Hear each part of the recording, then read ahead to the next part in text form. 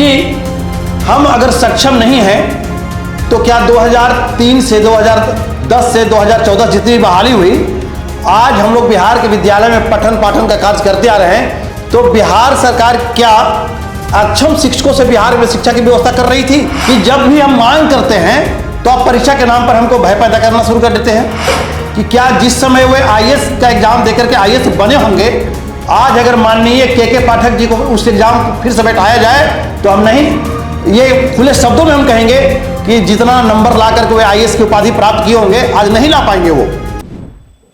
जी नमस्कार, मैं हूं विपुल कुमार और आप देख रहे हैं सूर्य विहार डिजिटल न्यूज। हमारे साथ हैं बिहार के कद्दावर शिक्षक नेता जयंत सिंह, और जयंत सिंह से हम बात करते हैं सक्षमता परीक्षा को लेकर, क्योंकि बिहार के 4.25 लाख नियोजित शिक्षकों को अभी सक्षमता परीक्षा से जुड़ी जानकारी और अपडेट चाहिए। सबकी निगाहें सक्षमता परीक्षा में होने वाले बदलाव को लेकर है, तो लेकिन शिक्षक सक्षमता परीक्षा को लेकर एकजुट नहीं है।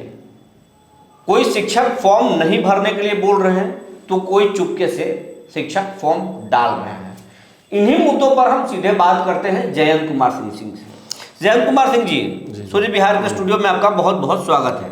जी चलिए, सबसे पहले आपको धन्यवाद सूर्य विहार चैनल की ओर से, जो आप लोगों ने शिक्षकों की बात को रखने के लिए मौका दिया, बहुत बहुत धन्यवाद। विपुल जी, जैसा कि आपने सवाल किया कि सक्षमता परीक्षा के नाम पे शिक्षक कुछ फॉर्म भर रहे हैं, कुछ नहीं भी भर रहे हैं, लोग उहापोह की स्थिति में हैं, तो मैं इस बिंदु पे सबसे पहले कहना चाहूँगा कि सक्षमता परीक्षा जो है, अगर हम खुले शब्दों में कहें तो हम परीक्षा का विरोध नहीं कर रहे हैं, हम सरकार की नीति का विरोध कर रहे हैं। आखिर एक नौकरी में कितनी बार परीक्षा दी जाने की व्यवस्था है, सरकार पहले इस पैटर्न को तो क्लियर कर ले। बताइए कि यही शिक्षक, यही जो परीक्षा कंडक्ट कराने का इनका बिहार विद्यालय परीक्षा समिति से ही दक्षता और पात्रता 2 टर्म में परीक्षा लेकर के हम लोगों को शिक्षक बनाया गया। इग्नू जैसे कठिन प्रशिक्षण केंद्रों से प्रशिक्षण दिलवा करके 2 वर्ष का 6 सेमेस्टर को हम लोग पास करके अच्छे ग्रेड ला करके हम लोग शिक्षक के पद पर बने हुए हैं, और आज हमारी सक्षमता पे सवाल उठाई जा रही है। यह दुख की बात है। लेकिन आप चाहते क्या हैं सरकार से? सरकार से हम लोग यही चाहते हैं कि सरकार अगर कहीं का गुस्सा कहीं निकालने की कोशिश कर रहे हैं माननीय मुख्यमंत्री नीतीश कुमार जी, तो शिक्षकों से, एक राष्ट्र निर्माता से, राज्य के मुख्यमंत्री सामने आकर लड़ाई लड़ रहे हो, यह शोभनीय नहीं है। हम चाहते हैं कि हम लोग को यही माननीय मुख्यमंत्री नीतीश कुमार जी 2009 में स्पष्ट शब्दों में कहे थे कि आप लोग दक्षता परीक्षा ले रहे हैं। 10 साल नौकरी करने के बाद दक्षता परीक्षा लिया गया था, और उन्होंने कहा था खुले शब्दों में कि आप दक्षता परीक्षा दीजिए और फिर आपको हम पूरी व्यवस्था दे देंगे, समान काम का समान वेतन दे देंगे। तो हम लोग दक्षता परीक्षा दिए, बात को माना हम लोगों ने, और दुख की बात है कि यही बिहार विद्यालय परीक्षा समिति परीक्षा ली थी और अच्छे अंक ला करके हम लोग दिखाए सबको।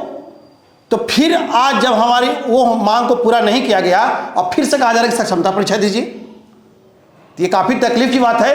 सक्षमता परीक्षा देने में क्या दिक्कत है आपको?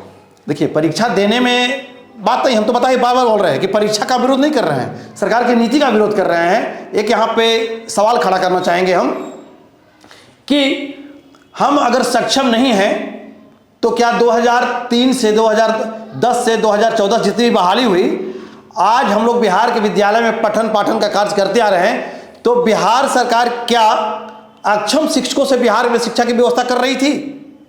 सबसे बड़ा सवाल यह सरकार की ओर इंगित करता है कि क्या आप अक्षम शिक्षक से सरकार बिहार के विद्यालयों में पठन पाठन का कार्य करवा रहे थे? दूसरी सवाल कि जब भी हम मांग करते हैं तो आप परीक्षा के नाम पर हमको भय पैदा करना शुरू कर देते हैं। आज हम लोग पढ़ाई पढ़ के सब लोग अच्छे डिग्री लेकर, कोई एमए, पीएचडी, डबल एमए सब लोग कर करके शिक्षक के पद पे आए हुए हैं। सरकार की नीति के विरोध कर रहे हैं कि के पाठक के आप लोग विरोध कर रहे हैं? आप लोग के पाठक का नाम सुनते ही भड़क जाते हैं।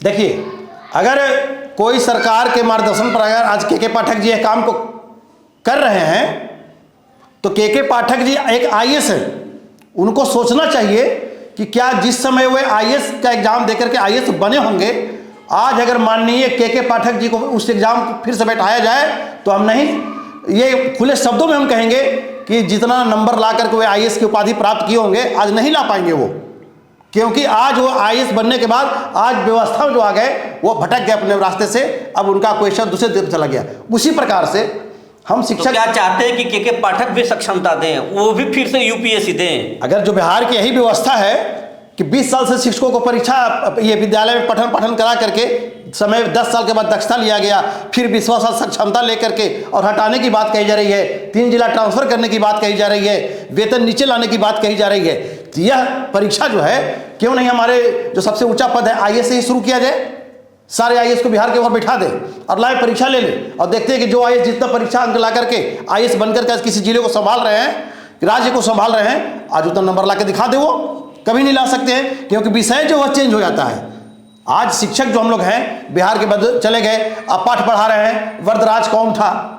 अरे वरदराज कौन था जाके हम डीएम साहब से पूछे, बताएंगे? नहीं बताएंगे। हमारा विषय वस्तु हो गया वो। हम बच्चों के का शेरला तो पढ़ा रहे हैं, पहाड़ा गिनती पढ़ा रहे हैं, अच्छे अच्छे आईएएस आईपीएस आएंगे, बैठे पहाड़ा नहीं लिख पाएंगे, तो हमारा विषय चेंज हो गया। अब आज हमको फिर से अपना रहे हैं, न्यूटन की गति क्या है कोई अधिकारी नहीं बता पाएगा। हम लोग उसमें ऐसा मत कहिए, अधिकारी अगर बने हैं तो वो तो बता ही सकते हैं ना। हाँ ठीक है, उस समय वो एग्जाम देकर के आए थे, वो मानते हैं उनको हम, लेकिन आज 20 साल बाद जहां वो दंगा रोक रहे हैं, बाढ़ रोक रहे हैं, सुखाड़ देख रहे हैं, आज उनसे जाके पूछा जाए कि न्यूटन की गति क्या है तो शायद नहीं बता पाएंगे वो भी, क्योंकि उनका विषय चेंज हो चुका है। सक्षमता परीक्षा के बहुत सारे शिक्षक फॉर्म नहीं भर रहे हैं, लेकिन 1.5 लाख नियोजित शिक्षक बिहार भर में सक्षमता परीक्षा के फॉर्म भर दिए हैं। तो आप लोग ही एकजुट नहीं है, फिर सरकार के कह रहे हैं कि इसको वापस लीजिए। कैसे सरकार वापस ले ले? क्या 1.5 लाख शिक्षकों को परीक्षा लेगी सरकार और बाकी शिक्षकों को परीक्षा नहीं लेगी सरकार? देखिए, फॉर्म भरने का जब बात आती है तो सबसे पहले सरकार के द्वारा 15 फरवरी तक फॉर्म का डेट रखा गया। 15 तक फॉर्म शिक्षक जब नहीं भरे, इक्का दुक्का मान सकते हैं भरे, तो फॉर्म जो भर रहे हैं वो ऐसे लोग भर रहे हैं जिनकी बहाली 2022 में हुई, 22 में हुई। अगर नए नौकरी में जाते हैं तो उनको मात्र 1 साल का डिफरेंस होता है, 24 ज्वाइनिंग उनका नया डेट हो जाएगा। कुछ वैसे लोग भरे हैं फॉर्म शायद जो ये पात्रता परीक्षा पास कर करके और अंतर जिला में उनकी बहाली हो गई थी, वे इस आकांक्षा के साथ भर रहे हैं कि शायद इस बार हमको अपना जिला मिल जाए, अपने घर में चले जाए। एक चीज अहम चीज आपसे जानना चाहते हैं जयंत जी, आप लोगों को जो बिहार के बड़े बड़े शिक्षक नेता हैं, आप भी उस लीडर में शामिल हैं, सरकार से बात हो रही है, आप लोग के सम्राट चौधरी से बंद कमरे में बात हुई है, क्या बात हुई है? सम्राट चौधरी से क्या डील हुई है आपकी? देखिए, माननीय उप मुख्यमंत्री बिहार के आदरणीय सम्राट चौधरी जी से जो बात हुई, उन्होंने स्पष्ट शब्दों में कहा कि जो शिक्षक का जो समस्या है इससे हम अवगत थे और अभी जो बातें हुई उससे हम बिल्कुल और अवगत भी हो चुके हैं। इस कंडीशन को उन्होंने बताया कि चूंकि सरकार में हम भी हिस्सेदारी है, हम इसको मुख्यमंत्री से शेयर कर लेते हैं और 2-3 दिन का समय लिए थे वो कि 2-3 दिन में इसको हम क्लियर कर लेते हैं, किसी शिक्षक की नौकरी नहीं जाएगी, किसी का घर नहीं छूटेगा। उन्होंने स्पष्ट रूप से कहा नौकरी नहीं छूटेगी, ये तो मुख्यमंत्री विजय चौधरी भी बोल चुके हैं, शिक्षा मंत्री भी। हाँ। लेकिन घर नहीं छूटेगा, ये बड़ी बात आप बोल रहे हैं। हाँ, क्या उप मुख्यमंत्री सम्राट चौधरी ने ये भी बोला कि हस्तांतरण नहीं होगा? वो स्पष्ट बोले कि किसी का घर नहीं छूटेगा। मतलब ये तो साफ हो गया कि अब नियोजित शिक्षकों का हस्तांतरण नहीं होगा, घर नहीं छूटेगा, क्लियर हो गया। ऐच्छिक जो है हस्तांतरण होगा उनके हिसाब से, मतलब घर में ही नौकरी करें। बिल्कुल, जैसे घर में नौकरी करने की बात जो है ये शिक्षकों का ऐच्छिक हस्तांतरण ही है और उस ऐच्छिक हस्तांतरण को बदले की भावना से करें कि 3 जिला में भेज देंगे हम। देखिए, शिक्षक का ऐच्छिक हस्तांतरण से, शिक्षक का लोकेलिटी होने से सबसे बड़ी फायदा क्या है? आज यूपी और लखनऊ और गाजियाबाद और हरियाणा का शिक्षक बिहार में आ गए, उनको हमारे भौगोलिक स्थिति से पता नहीं कि क्या है। आज हम लोग शिक्षक जाते हैं गाँव में, फलाने का बच्चा नहीं आया, उस दरवाजे पे जाते हैं, फलना भाई आपका बच्चा क्यों नहीं आया, आपका बच्चा क्यों नहीं, दरवाजे से बच्चे को उठा करके लाते हैं। और यूपी हरियाणा गाजियाबाद के बच्चा जो शिक्षक आया है बीपीएससी पास करके, वो इस काम को नहीं कर पाएंगे। चाहे हम भी आज कहीं चले जाएंगे, बार हमारी ट्रांसफर हो जाती है पूर्णिया में, हम भौगोलिक स्थिति से अभिन्न हो जाएंगे, वहां जाके जो काम हम यहाँ करें नहीं कर पाएंगे।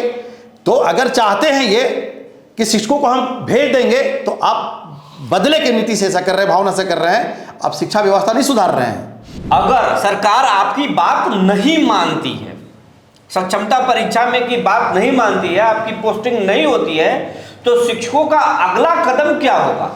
देखिए, हम लोगों ने आंदोलन का आगाज कर दिया है और इसका प्रारूप देखने के लिए सभी लोग देखें कि पूरे बिहार में मशाल जुलूस, पटना में 13 फरवरी को 2 लाख शिक्षक सड़क पर उतर गए। तो हम लोग अब कहीं कहीं यह महसूस कर रहे हैं, अगर माननीय उप मुख्यमंत्री जो सम्राट चौधरी जी जो वादा किए हैं, अगर वो अपने वादा पर कायम नहीं रहते हैं तो शायद हम लोग यह महसूस करेंगे कि नियोजित शिक्षक को फुटबॉल बना दिया गया है और जो भी खिलाड़ी आ रहे हैं एक शूट मार रहे हैं, सब लोग हिट लेने के लिए कोई तैयार नहीं है। तो मतलब अगला कदम क्या होगा? आपको लाखों शिक्षक सुन रहे हैं जयंत जी, आप उन लाखों शिक्षकों की उम्मीद आप और आपके जैसे नेताओं पर है, तो आप बताइए कि अगर सरकार ने आपकी बात नहीं मानी तो आगे क्या करेंगे?